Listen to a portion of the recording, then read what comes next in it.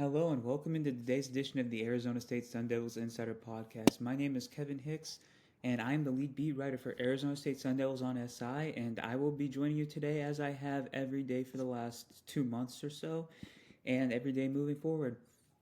Um, Football season is right around the corner. As we all know, Big 12 Media Days will be held beginning this time tomorrow, um, and well, actually today when this episode comes out.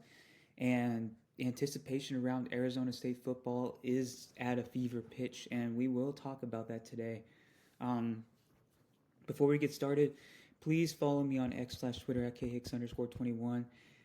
Boots will be on the ground at football practice very, very soon. All my video content and writing content will be posted there. So please give me a follow for all of the best Arizona State content out there. Um, yeah, let's get started today. So I actually wanted to talk about a couple of things associated with Big 12 Media Day and the new season. So first off, Arizona State unveiled their new uniforms for the 2025 season on Monday morning, and not a lot of changes. They went back to more of a classic look in terms of number fonts and general design, but it is roughly a faux simile of before. The big difference is that Arizona State font is back on the front of the jersey, and that is a big deal for a lot of fans. I know that that was a major point of contention when they took the Arizona State font off the front originally under Herm Edwards. A lot of people didn't dig that too much, and it's back now. It looks amazing. Adidas has been a phenomenal partner of Arizona State athletics for the last decade, and they're going to be out there in style and winning games. So, not a lot to complain about in that department. Uh, Second thing, Big 12 Media Days, as we all know, supposed to be held Tuesday and Wednesday. And Arizona State is not going to be voted as the preseason favorites to win the Big 12.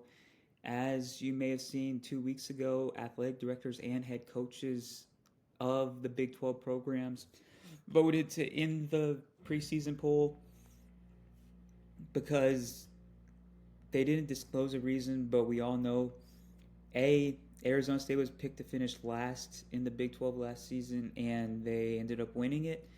So it devalues the preseason rankings. It feels like it's just another thing to build intrigue artificially through. Another thing, it probably negatively impacted the way the Big 12 was perceived by the playoff committee, by fans, because people could look at Arizona State and be like, are they really that good, or is the Big 12 not that good overall? Because they went from worst to first. It's a it's an it's a worthy question to ask based off of how things were postured last season. You look at Utah; they were picked to finish first. Arizona was picked to finish top five, and those teams, for the most part, sputtered and finished near the bottom of the conference. So I feel like it's probably beneficial to all member schools that they are not having it. It is a very, very interesting thing to talk about. It is a very, very interesting thing to actually carry out and vote on, but it really isn't going to serve the conference or Arizona State well.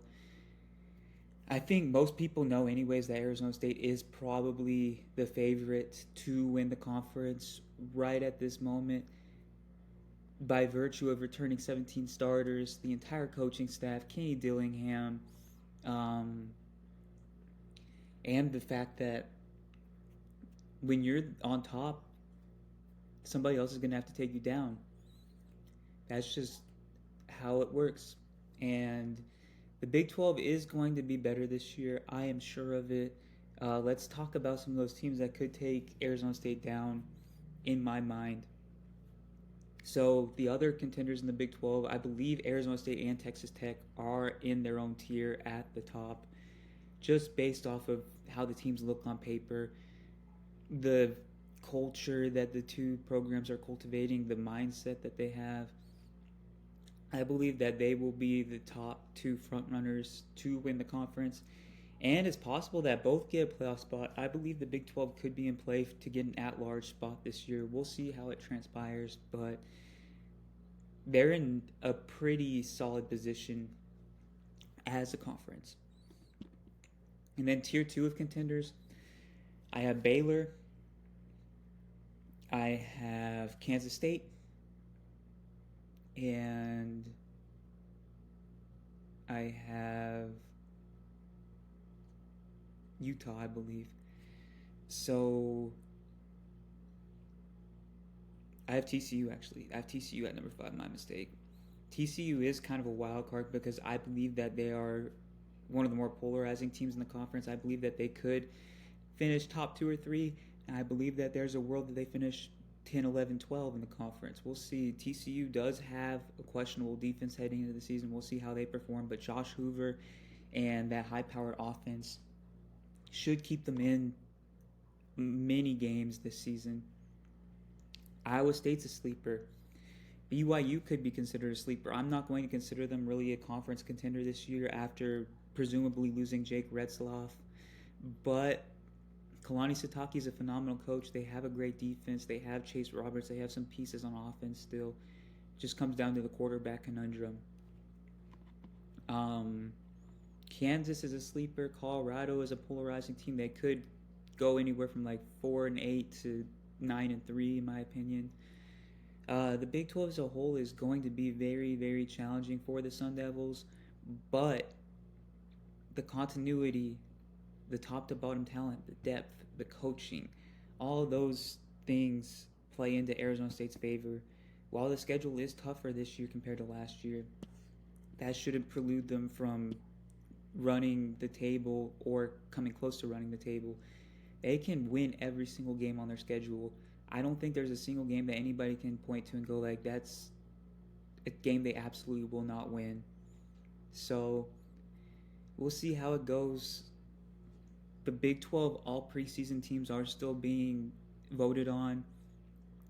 And Arizona State could have as many as 10 to 12 players on those all Big 12 preseason teams. So that in and of itself points to the fact that Arizona State would likely be voted as the favorite to win the Big 12 just by virtue of them having that many elite players in the conference, at least per whoever's voting on these teams.